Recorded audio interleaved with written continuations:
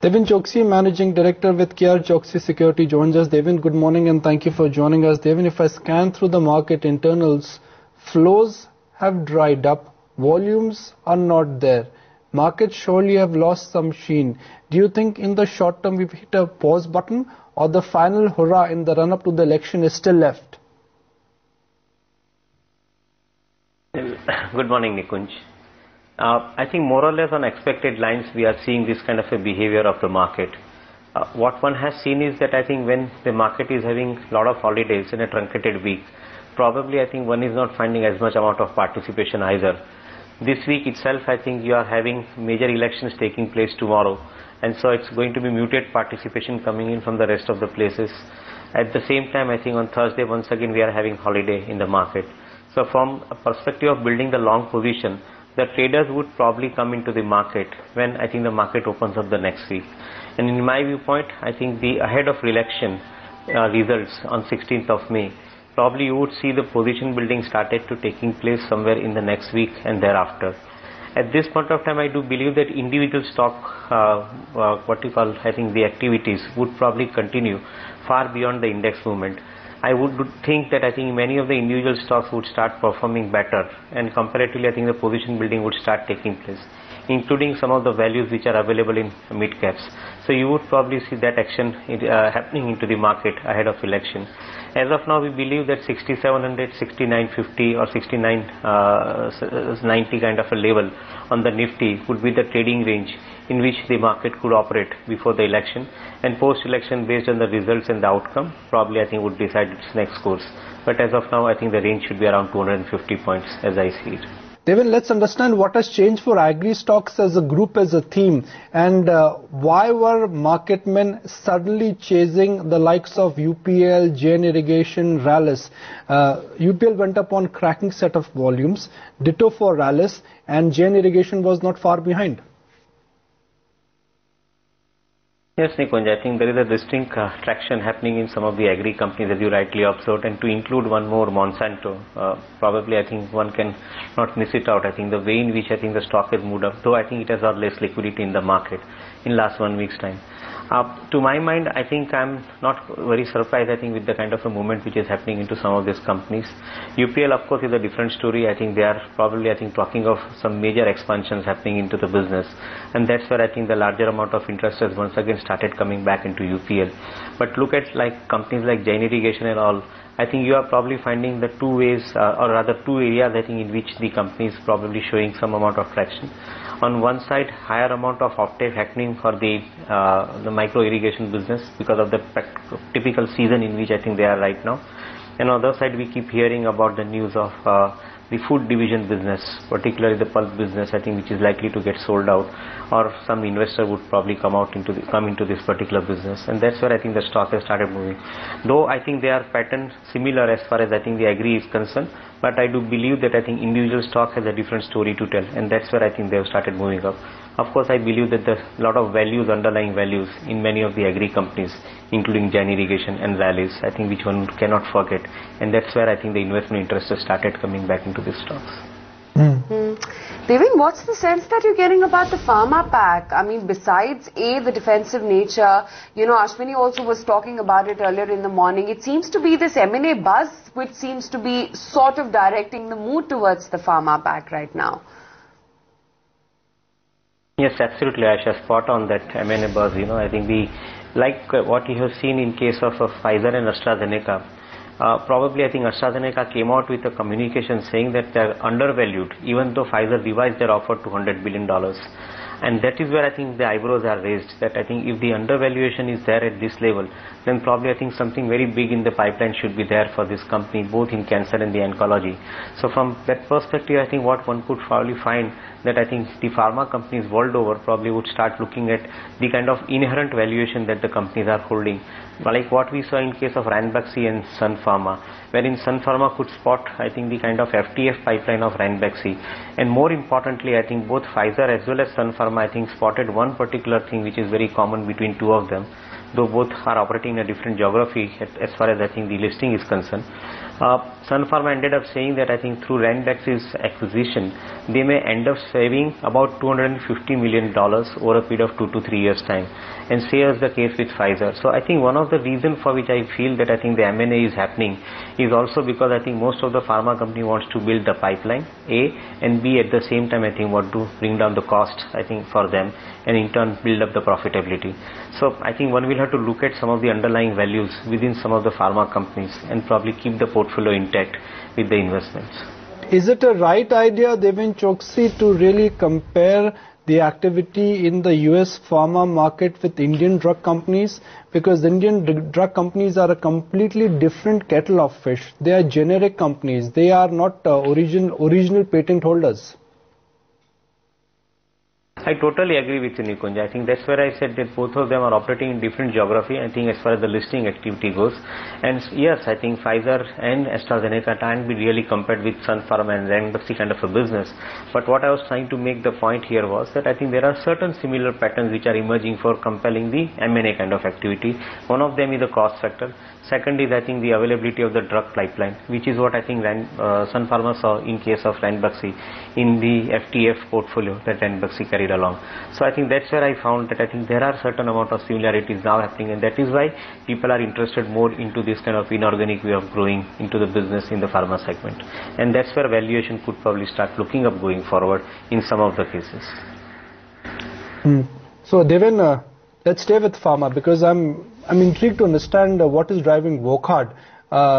Fundamentally, there is a challenge. The business is not growing. US FDA problems are not over. Yet, the stock on strong volumes has appreciated from 450 to 700.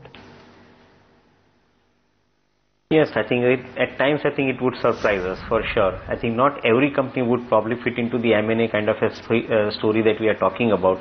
Even I'm sure I think the Sun Pharma and Ranbaxy, probably I think they must have done a good amount of due diligence before buying into the Ranbaxy. So to a greater extent, I think applying the same yardstick to every company I think would be wrong. But yes, market has its own mind. Probably I think they have some different way to look at Wockhardt. I'm not totally sure as to what are the kind of stories that I think they are playing around with. But you are absolutely right. I think where exactly the growth can come from in this company is a question mark. And so we would not get into this particular company. We would rather stay with likes of Sun Pharma, Ranbaxy, likes of Cipla, likes of Glenmark kind of company, or Lupin for that matter, I think in the pharma portfolio. Well, yesterday the story belonged to A, some of the irrigation names, and B, some of the PSU banks as well held out pretty well. And even that's the trend that we've been seeing of late. A choppy bank nifty, but the PSU lot and especially the mid caps managed to surface somehow. What's the sense that you're getting? Is there a trend here? Well, I think undoubtedly there is one important point I think which one can immediately figure out is the valuation. Most of the PSU bank, including State Bank of India, Bank of Baroda, PNB, I think all of these banks are putting at a valuation which is far more discounted compared to their private sector peers. At the same time, I think the growth rate is not as bad. The kind of stress in the balance sheet that one has seen in the past is likely to come down as far as I think non-performing asset and provisioning related to the non-performing asset is concerned, including the provisioning pertaining to the bond yield. I think is expected to come down more because I think there is no such scenario wherein I think the interest rate hike is continuing. On the contrary, I think the situation is emerging wherein interest rate reduction would start taking place at some point of time in subsequent quarters. So from a perspective of looking at some of the banking stocks and perspective of investing the money into some of the large cap banks, probably I think the investors are also choosing I think the sector to begin with, I think, and buy some of the undervalued banks like SBI at this point of time. I will not be surprised, I think, if the stock like SBI would end up giving a return of around 20-25% over next 12 to 18 months time. I think that is the kind of potential that you are seeing in this kind of businesses. Given the fact that the economy may return to growth path, it could even happen faster, as I would believe. Even, but do you think the big mean revision has already happened in some of the banks? The low-hanging fruits have been plucked, easy money is made. Now it's about differentiating within the PSU banking space as a group, because up until now it's a rising tide which has taken every bank up. But do you think that phenomenon will no longer be applicable? Well, Nikunj, I'm not totally sure, I think, whether that phenomenon will be not applicable. Well, reason for which is very simple. That suppose if RBI tomorrow comes out with a direction or a guideline wherein they would probably facilitate the kind of consolidation within the PSU space, then in such situation, I think you might see the kind of action happening in some of the mid-sized banking stocks in the PSU bracket. At the same time, I think if country ends up attracting more amount of foreign investment into the capital markets, once again, to sheer allocation exercise into the sectors, some of the banks would find favor within that. So I think one is not totally sure whether this particular run-up is over. Maybe yes, I think compared to what it was in February and March this year, vis-a-vis that, I think many of the banking stocks have already operated by 15 to 20%, largely because they were quoting much undervalued. State Bank of India kind of a bank would quote at 1500 kind of levels, and vis-a-vis that, I think it has already started coming to 2000 kind of levels. So that's where I think one has seen some amount of upside. But I would probably believe that I think if some of the actions are going to come as we talked, probably I think the banking story would probably continue far beyond than what we are imagining and thinking right now. Deven, also comment on something like a Tech Mahindra. Now in general, IT stocks are going through a short-term downturn. But do you think within the IT group, Tech Mahindra has a very strong potential to outperform? A, it's cheap, B, it is growing, and C, it is just part of the Nifty now. Yes, I think all three factors that you mentioned, I think they are the factors which is probably asking for higher amount of allocation of funds into this particular company. And not to forget one more area where I think the company is very well positioned. They are talking of inorganic growth. Having absorbed Satyam into the fold, probably Mahindra Group is now talking about acquiring, I think, more such companies, particularly in the product segment as I see it. And that's where I think one could probably find that inorganic-led growth kind of strategy would influence the stock price and the activity within this company. So yes, I think one can probably add this company into the portfolio for sure and stay invested with it. I think given the fact that I think many of the IT companies at this point of time are correcting, if not on price, on the time aspect, Tech Mahindra could be an opportunity to buy if the market gives correction at lower levels, and I think one could buy at lower levels if this company is available. In general, are retail investors, which is a target audience, are they better off giving telecom stocks a skip? I mean, telecom stocks are great stocks if you're an institutional investor, but given the business regime or the regulatory environment, are retail investors perhaps better off giving them a skip? Retail investors walk into this particular space, Nikunj, when the momentum gets built in. I think in case of Bharti, we have seen in recent past, I think some amount of momentum getting built in. At the same time, many of the telecom stocks like Arcom, Idea, both, I think have attracted some amount of momentum in the recent past. And that's where they come in. They typically do not look at the business for a very long period of time. And I think that's the fact.